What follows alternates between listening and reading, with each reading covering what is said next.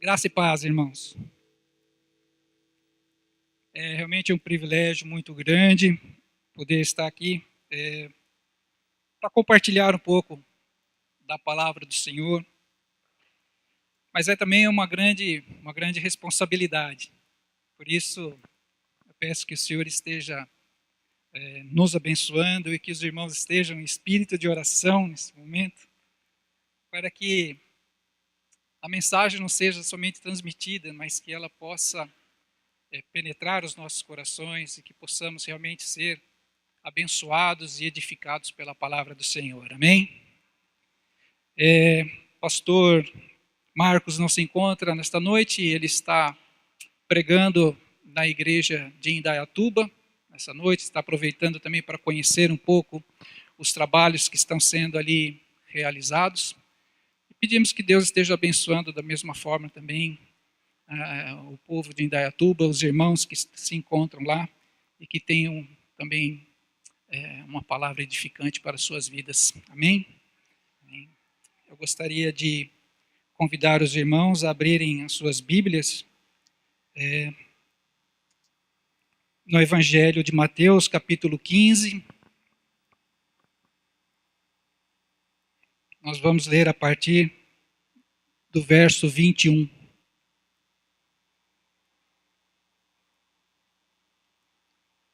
Evangelho de Mateus, capítulo 15, verso 21.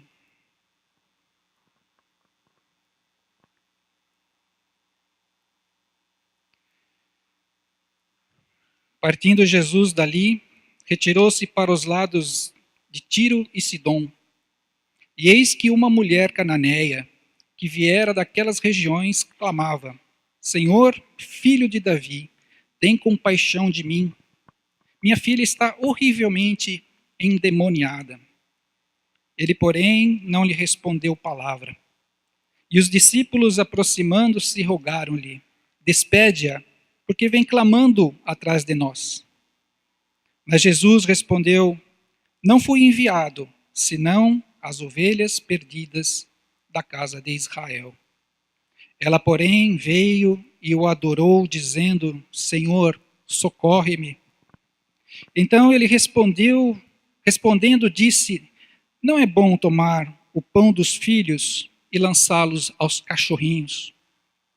Ela, contudo, replicou: Sim, Senhor, porém os cachorrinhos comem das migalhas que caem da mesa dos seus donos. Então lhe disse Jesus: Ó mulher, grande é a tua fé, faça-se contigo como queres. E desde aquele momento a sua filha ficou sã. Vamos orar. Querido Deus e Pai, nós agradecemos a Deus por esta noite, por podermos estar aqui louvando o teu santo nome, em comunidade, como corpo de Cristo, ó Deus. Obrigado pelos louvores que pudemos entoar para Ti. E neste momento pedimos, ó Pai, que o Teu Espírito Santo conduza a mensagem desta noite. Em nome de Jesus. Amém. Eu vejo nesse texto um relato, antes de tudo, um relato de uma grande história de amor. Uma história de amor entre uma mãe e o seu filho, a sua filha, na verdade.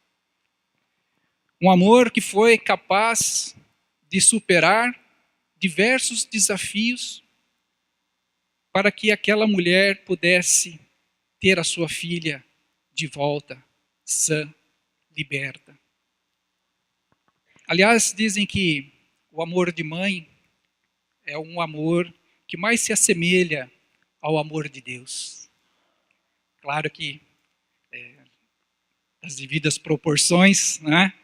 As devidas considerações. Sabemos que o amor de Deus ele é infinito, ele supera o nosso entendimento.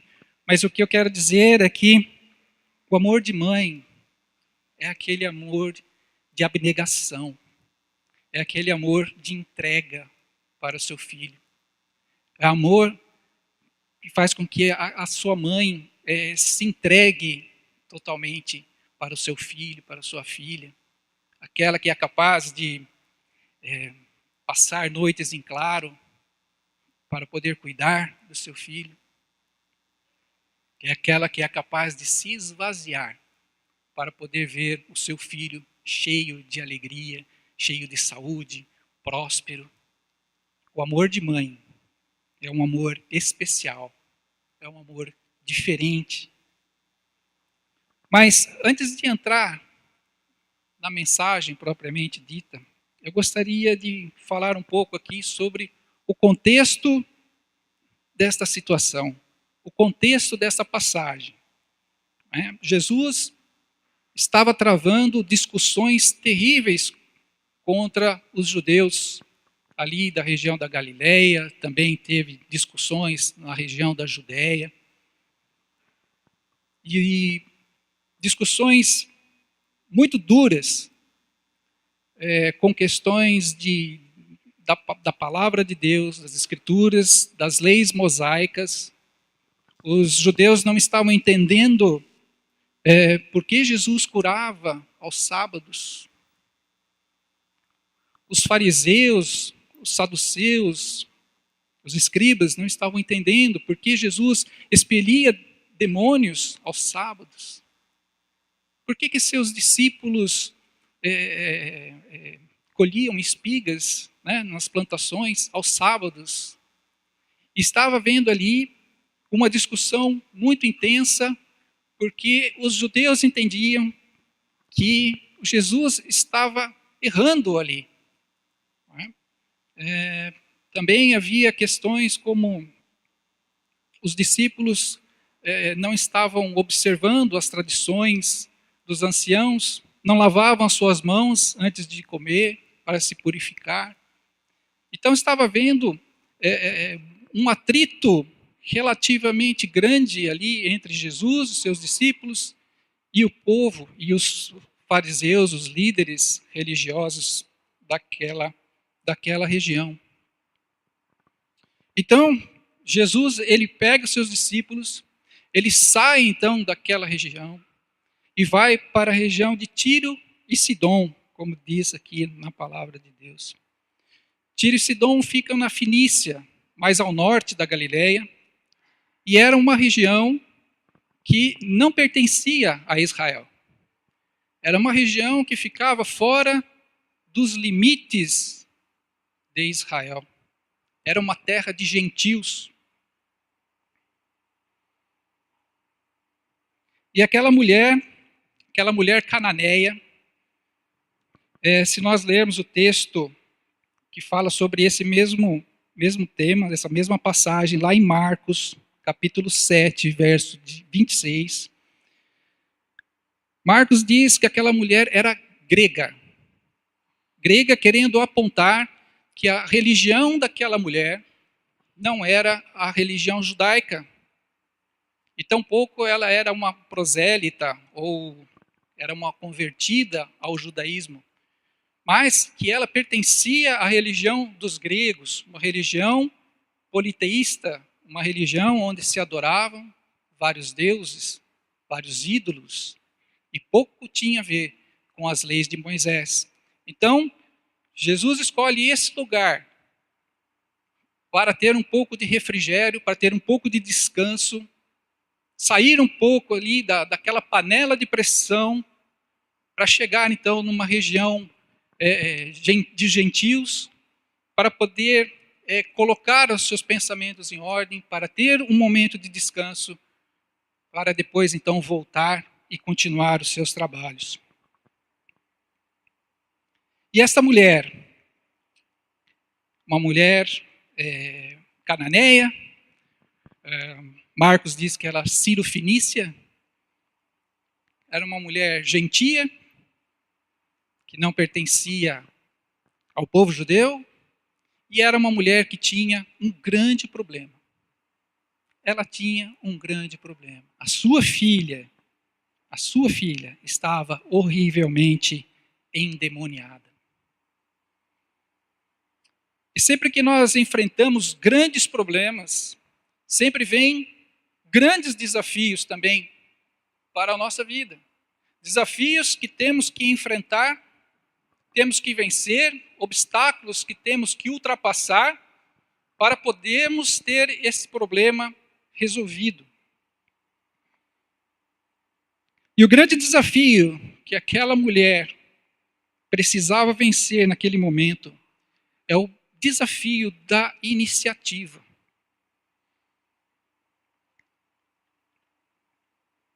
Tomar uma posição com relação ao seu problema, a minha filha está doente, e se dirigir para a solução do seu problema.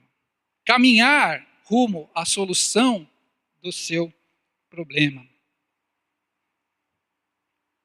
Parece incrível, mas muitas vezes nós não resolvemos os nossos problemas porque deixamos de ter a iniciativa.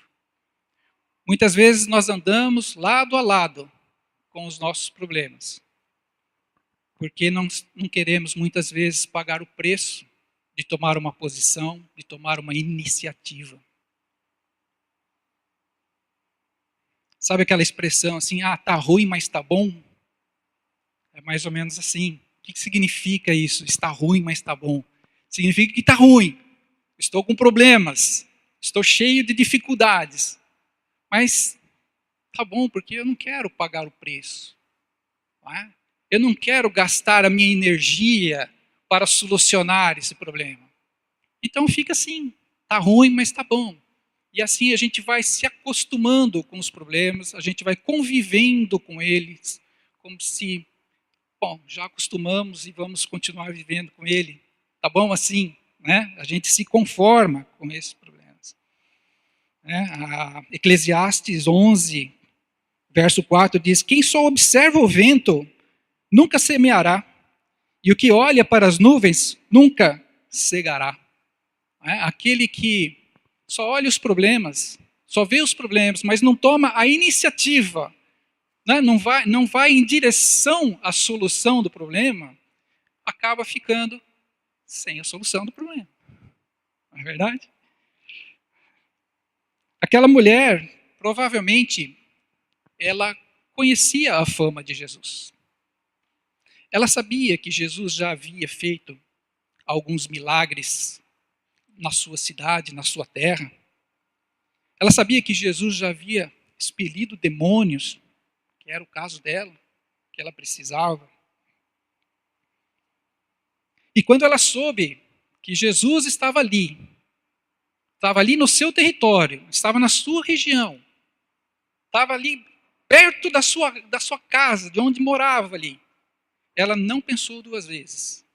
Ela foi de encontro ao Senhor Jesus. Ela foi de encontro àquele que poderia trazer a solução para o seu problema. Ela vai de encontro ao Senhor Jesus Cristo. O texto, ele não fala sobre a figura paterna desta família. Só fala da mulher e fala da sua filha. Não sabemos se essa mulher era viúva, não sabemos se ela foi abandonada pelo marido ou se o marido não tomava as responsabilidades da casa. Mas o que o texto sugere aqui é que aquela mulher talvez fosse a única responsável familiar por aquela menina. Pelo menos naquele momento, naquela situação. O que tornava tudo mais difícil para aquela mulher. Porque para uma mulher gentia, nem judaica, nem da religião judaica ela era, se apresentar na frente de 13 homens judeus, era algo assim que, para a cultura da época, era algo inimaginável. Era algo impossível. Não se fazia isso. Talvez ela poderia ter dito, puxa vida, hein? Jesus está passando aqui do meu lado, aqui, ó. Se meu marido tivesse aqui, ó, ele iria falar com ele. Porque aí pelo menos 2 homens se entendem, não é? Ela poderia chegar e dizer, puxa vida, que pena, olha só, Jesus, aquele que tem a solução para o meu problema, está passando, mas meu marido não está. Mas ela não fez isso. Ela não ficou se lamentando. Ela venceu as barreiras de religião, de raça, de etnia. Ela venceu barreiras de cultura e foi lá. Foi lá na presença daqueles 13 homens ali e se apresentou. E apresentou o seu problema diante do Senhor. Ela venceu o primeiro desafio. Está na frente do Senhor agora. Está frente a frente. E ali ela pede, faz o seu pedido. Senhor, me abençoe. Minha filha está endemoniada. É interessante como ela aborda o Senhor Jesus Cristo aqui. Ela diz, Senhor, filho de Davi, tem misericórdia de mim. Essa expressão filho de Davi era uma expressão que tinha muito significado para o povo judeu. Porque indicava o Messias prometido, aquele que viria da linhagem do rei Davi, mas que talvez tivesse pouco significado para um gentio. Mas quando aquela mulher declara isso diante do Senhor, ela está dizendo, ela está reconhecendo que Jesus é o Cristo, Filho de Deus. Ela está dizendo, Senhor, Filho de Deus, o Messias prometido, aquele que viria para a salvação da humanidade. Senhor, tem misericórdia de mim, atenda a minha necessidade. Aquela mulher venceu o primeiro desafio, saiu da sua posição de inércia, e deu a partida para a solução do seu problema.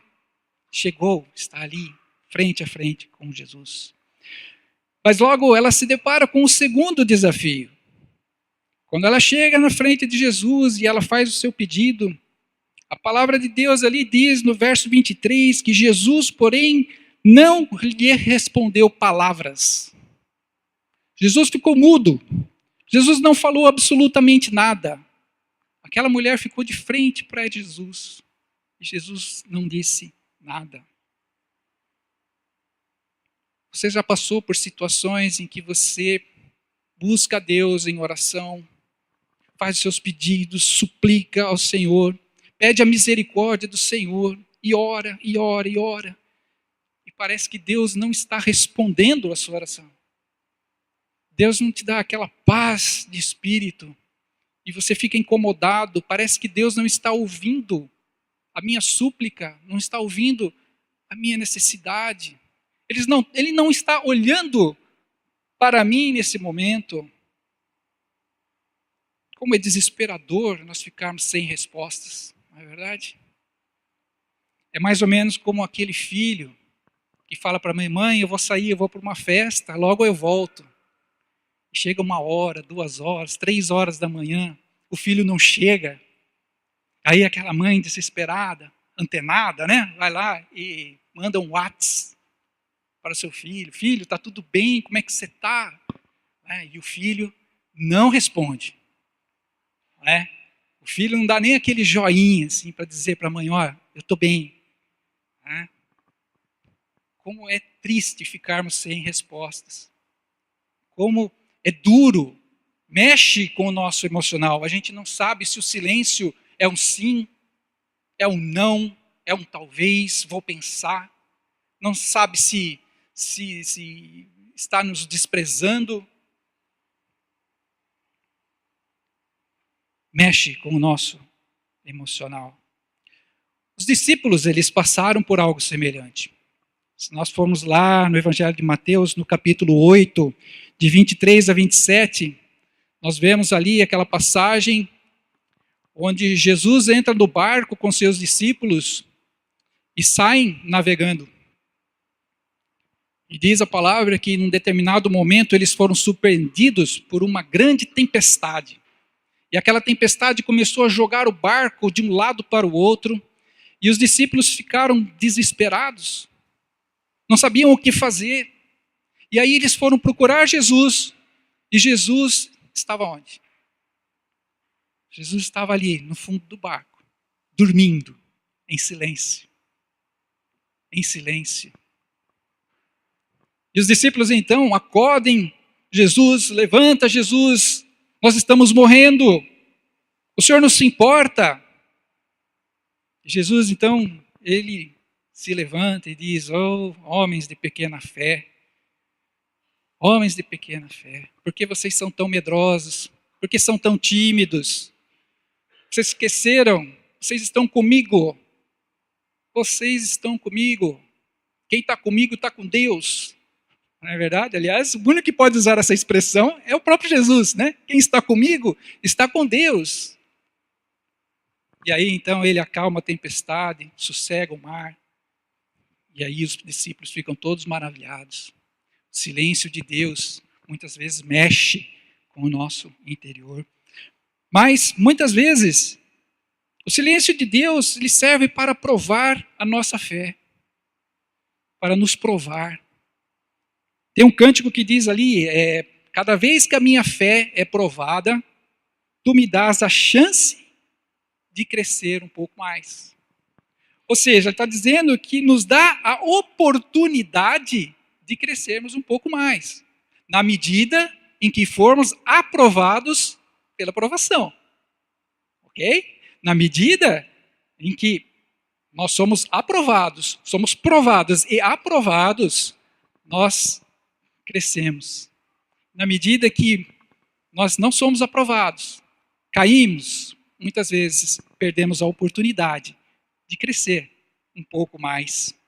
Tiago 1, 2, diz lá, tende motivo de toda alegria, ao passardes por várias provações, sabendo que a aprovação da vossa fé, uma vez aprovada, produz perseverança. Aquela mulher se manteve firme na presença do Senhor, firme diante do silêncio de Jesus, aguardando a sua resposta. Mas de repente aquele silêncio é quebrado, e ele é quebrado não por Jesus, mas é quebrado pelos discípulos. E diz lá no verso 23, despede-a, porque ela vem clamando atrás de nós. Os discípulos dizendo isso para Jesus. Despede-a, despacha essa mulher pagã daqui. Ela está nos atrapalhando. Eles foram para aquela região para ter um momento de paz, para ter um momento de tranquilidade, de descanso. E aquela mulher ali gritando, está chamando a atenção. Eles queriam ficar no anonimato aqui naquele momento. E aquela mulher está chamando a atenção, daqui a pouco a vizinhança toda vai saber e vai virar aquele rebuliço de novo. Despacha. Jesus e os discípulos foram para ter momentos de descanso. E aquela mulher estava, naquele momento, atrapalhando. E aquela mulher também passa a enfrentar um novo desafio. O desafio da perseverança. Ela já tinha 12 discípulos contra ela, dizendo para sair, tira, afasta essa mulher daqui. E normalmente nós somos levados ao desânimo. Cada vez que acabamos, e muitas vezes nós acabamos desistindo até mesmo dos nossos objetivos, por causa de pessoas ou de situações que nos desfavorecem. Né? Quando a oposição ou as forças contrárias batem muito forte, a nossa tendência é desanimarmos e muitas vezes desistirmos. Um pouco antes da Copa do Mundo, uma emissora de televisão estava fazendo uma reportagem sobre cada jogador da nossa seleção ali. E eu tive a oportunidade de ver apenas um, que era do Thiago Silva. E diz ali naquela reportagem que aquele rapaz, quando começou a sua carreira, quando começou a buscar os primeiros clubes ainda criança, ele foi reprovado por 8 clubes rejeitaram, dizendo que ele não tinha perfil para ser jogador de futebol. Ele não tinha postura, ele não tinha uma série de qualidades para ser um jogador de alto rendimento, para ser um jogador de alto escalão, vamos dizer. E sabemos que, devido à sua perseverança, ele manteve-se firme, foi tentando, aí conseguiu um clube, se não me engano, de Santa Catarina, e depois foi jogar no Fluminense. E aí depois a sua carreira começou a se desenvolver, e aí ele foi para a Rússia, ele foi jogar no time da Rússia, e ali, então, ele contraiu uma tuberculose. E essa tuberculose, os médicos falaram para ele, olha, você vai ter que abandonar o futebol, porque você jamais vai conseguir ter o mesmo rendimento de antes. E aí, mais uma vez, ele precisou perseverar, tratar, cuidar, mas não desistiu do seu objetivo, não desistiu das suas metas. E ele participou agora, foi, se não me engano, a 3ª Copa do Mundo que ele participa, capitão da seleção brasileira, jogando num grande time da Europa. Perseverança, mantendo o foco.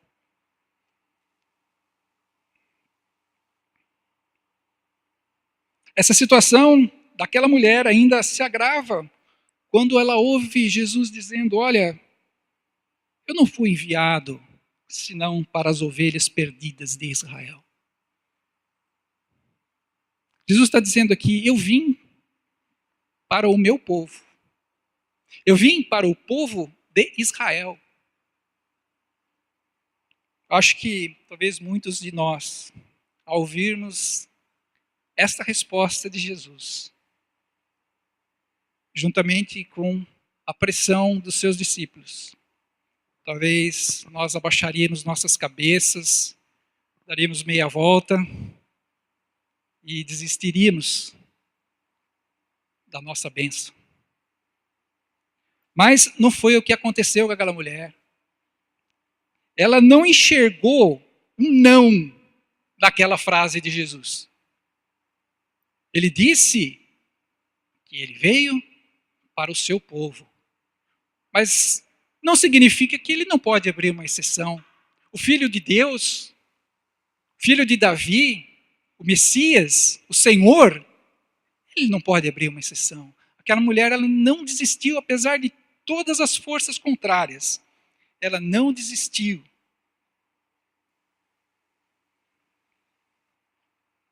E a palavra diz que, neste momento, ela o adorou. Marcos 7, verso 25, diz que ela se prostrou aos pés de Jesus neste momento. Ela se colocou e prestou toda a honra, toda a glória ao Senhor. Ela se esvaziou totalmente na presença de Jesus. E talvez, com lágrimas nos olhos, ela disse, socorre-me. Socorre-me, Senhor. Atenda o meu clamor. Tu és a minha única esperança. Os meus deuses não vão resolver o meu problema. Os curandeiros, os feiticeiros que vivem na nossa região não vão resolver o meu problema.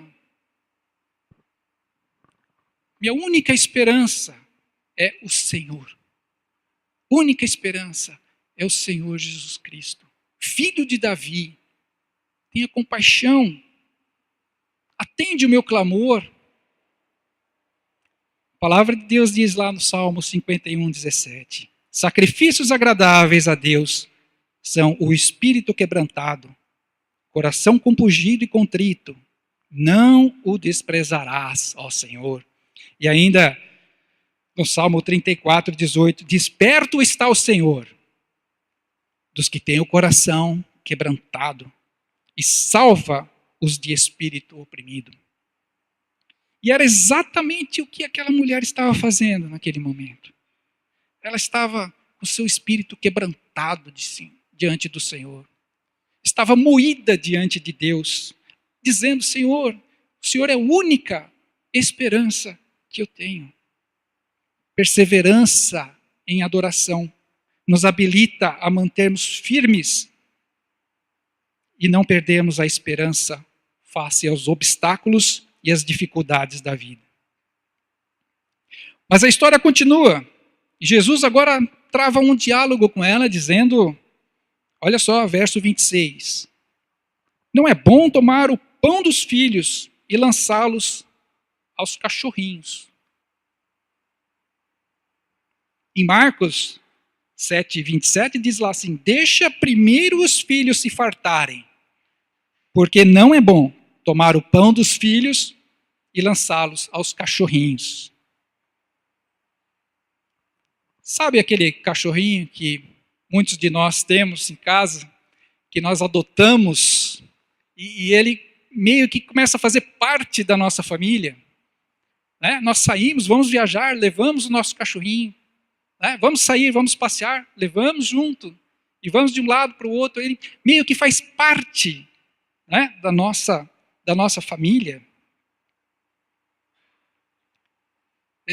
Este é mais ou menos o sentido que Jesus estava apresentando com esta palavra, cachorrinho. Não era cão selvagem, não era cão sarnento, mas aquele cachorrinho. Ele estava se referindo àquele cachorrinho de estimação que muitos de nós temos. E Jesus, ele estava usando aqui uma metáfora para dizer que os filhos, ou seja, o povo de Israel, era prioridade. E que os cachorrinhos, que eram os estrangeiros, esses seriam servidos num segundo momento. Não seriam deixados de lado, mas num segundo momento. Talvez hoje fique um pouco difícil o entendimento, porque hoje os cachorrinhos já têm a sua alimentação própria, né? Já tem a sua ração, para cada tipo de cãozinho tem a sua alimentação, tem a sua ração, com os nutrientes necessários para ele. Mas eu me lembro quando eu era criança, nós tínhamos um cachorro também, né? E não tínhamos essas rações. E como a minha mãe fazia para resolver? Então, ela nos servia na hora da refeição, então todos nós comíamos, né, durante a refeição, o almoço, e aí terminado o almoço, então a minha mãe recolhia os restos do alimento, colocava tudo ali dentro de uma botija, dentro de uma tigela, e aí depois ela ia na panela, ainda pegava o restinho de comida que tinha e colocava e dava para o nosso cachorro. Assim era a alimentação dele. Ele não ficava sem alimentação. Mas primeiro, meus filhos, primeiro a família se alimentava, depois os cachorrinhos se alimentavam.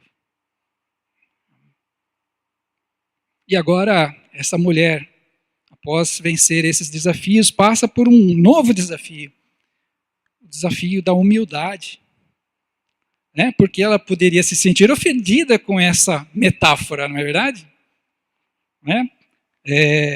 Ser comparado a um cachorrinho, né? Ainda que seja um cachorrinho de estimação, né? Ela poderia, neste momento, se ela fosse um pouco mais orgulhosa, talvez, ela se levantaria e começaria a xingar, esbravejar com Jesus. Mas não foi isso que ela fez. Pelo contrário, aquela mulher entendeu o que Jesus queria dizer. Aquela mulher entendeu aquela metáfora. E ela completou. Ela disse, sim, Senhor. A palavra diz, ela disse, sim, Senhor, eu concordo. Eu concordo que o Senhor veio para os seus. O Senhor veio para o povo de Israel. Eu entendo. Mas ela completou. Mas os cachorrinhos comem das migalhas que caem da mesa dos seus donos. Aquela mulher cananeia, Ciro-fenícia, ela estava neste momento reconhecendo o grande poder de Deus. Ela estava dizendo com as suas palavras, dizendo que o que para ela era um milagre, para ela era algo impossível de se resolver.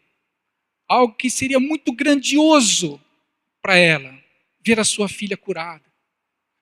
Estava dizendo que para Jesus, aquilo era uma migalhinha de pão. Era uma casquinha de pão caído da mesa. Olha só a percepção desta mulher em relação a Jesus Cristo.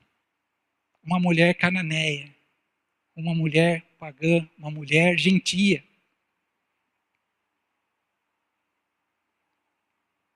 A humildade. Reconhecer quem você é. Você sabe quem você é? Sei quem eu sou.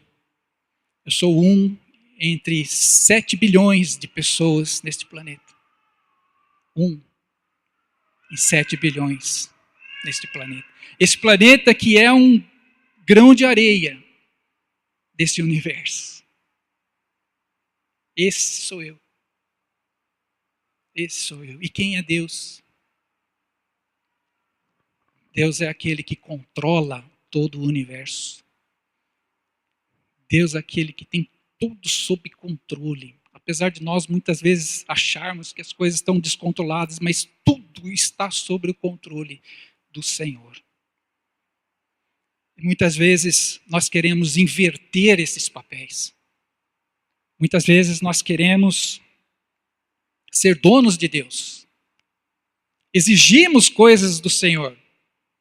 Senhor, faça isso, faça aquilo. E muitas vezes ainda brigamos, discutimos com Deus, murmuramos contra Deus quando Ele não realiza aquilo que nós desejamos. Quem somos nós para chegar diante da majestade de Deus e pedir com soberba, com orgulho, alguma coisa? Mas aquela mulher se chegou humildemente na presença do Senhor. E a palavra de Deus diz que aquela mulher recebeu elogios do Senhor Jesus. Grande é a sua fé. Grande é a sua fé. Faça-se contigo como queres. Nós vemos na palavra de Deus 2 situações em que Jesus elogia a fé das pessoas. Essa é uma. E a outra foi do centurião romano, um homem que também não pertencia à religião judaica. Talvez tinha simpatias dos judeus, mas também não era da religião judaica. Não é? Quando ele chega na presença de Deus e diz: olha, o meu servo está lá em casa, e ele está passando muito mal, ele está enfermo, ele está doente. E Jesus falou: tudo bem, vamos lá. Eu vou junto. E aí aquele homem falou assim: não, eu não sou digno do Senhor entrar na minha casa. Eu sou um cachorrinho. Mas faça o seguinte, lança uma palavra e o meu servo ficará bom, ele será curado. Tamanha a fé desse homem. Jesus se admirou naquele momento e falou assim: olha, quem dera em Israel tivesse fé como a sua. Talvez os maiores exemplos de fé foram tirados de pessoas que não participavam da comunidade judaica ali. E a palavra de Deus diz que desde aquele momento, a sua filha ficou sã. Aquela mulher gentia venceu todos os desafios que apareceram na frente dela. E ela foi agraciada, ela foi abençoada. Ela salvou a sua filha desse tremendo mal. Tomou a iniciativa, teve fé, teve perseverança, adorou ao Senhor, se humilhou na presença do Senhor, foi humilde e recebeu a graça do nosso Deus. Atitudes que talvez Jesus estava tendo muita dificuldade de encontrar lá no seu povo e também com seus discípulos. Talvez essa lição Jesus apresentou muito mais para os discípulos do que para a mulher. Porque desde que a mulher chegou na sua presença, eu tenho certeza que ele já sabia que aquela mulher venceria todos os desafios. Mas ele queria mostrar para os seus discípulos: está vendo esta mulher? Olha, como eu desejo que o meu povo me ame desse jeito. Clame, se humilhe, se coloque na minha presença desta forma. Acredito que aquela mulher encontrou muito mais, mas muito mais do que a simples cura da sua filha. Ela teve a oportunidade de ter um relacionamento pessoal com o Filho de Deus. Ela pôde estar com o Senhor, e eu acredito que ela voltou para sua casa, voltou para o seu lar, regozijando de alegria, não apenas pela cura, mas por ela ter presenciado, por ela ter estado com o Filho de Deus, tido essa oportunidade, e ela foi ricamente abençoada. Amém? Essa é a palavra que eu gostaria de deixar com os irmãos. Nós certamente passamos por dificuldades. Muitas vezes temos medo, receio, ou muitas vezes estamos acomodados com as nossas dificuldades, nossos problemas. E muitas vezes achamos que é assim mesmo, que devemos andar com eles mesmo e seguir o caminho. Mas não é desta forma que Jesus nos ensina. Ele quer nos dar vida e vida em abundância. Gostaria que, neste momento, vocês fechassem os seus olhos, se colocassem diante do Senhor pela mensagem que foi aqui colocada. Só você e o Senhor conhecem como estão os seus corações diante dele. Talvez hoje seja um dia de regozijo, um dia de tranquilidade. Não é todo dia que nós precisamos enfrentar os desafios. E talvez hoje você esteja numa boa, que hoje você esteja bem com o Senhor, esteja com a vida tranquila. E graças a Deus por isso, graças a Deus, porque sabemos que Deus está te abençoando.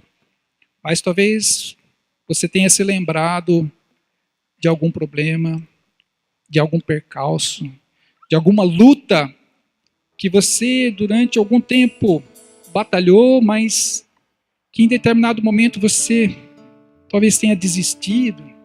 Como que falado, não adianta. Talvez Deus esteja falando ao seu coração, retome, seja perseverante, se coloque na minha presença. Talvez falte um pouco de humildade nas nossas vidas. Talvez precisemos, ó Pai, nos colocar na nossa posição diante do Deus Todo-Poderoso. Muitas vezes precisamos perdoar. Muitas vezes precisamos ser perdoados para que sejamos abençoados. Talvez Deus já respondeu a sua oração. Ele diz, perdoa. Mas aí chega nessa hora, o nosso orgulho muitas vezes não permite que a gente libere perdão para as pessoas ou sermos perdoados. Talvez falte um pouco de fé. Eu não sei. Peço que você se coloque diante do Senhor. Coloque a sua causa diante de Deus. Faça como esta mulher cananeia. Se coloque diante de Deus e diga, Senhor, Tu és a minha única esperança. Tu és o meu Deus. Me ilumine. Me dá a resposta. Eu preciso da Tua resposta. Eu preciso da Tua bênção.